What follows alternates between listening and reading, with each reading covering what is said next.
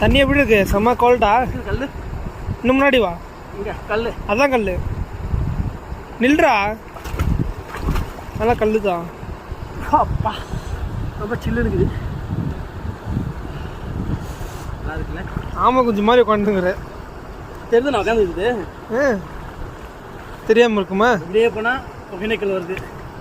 ஒகேனக்கல், காவேரி. இந்த தண்ணி ஒகேனக்கல், காவேரி தமிழ்நாட்டுக்குள்ளே வருது. நாங்கள் தான் அனுப்பிச்சி விட்றோம்.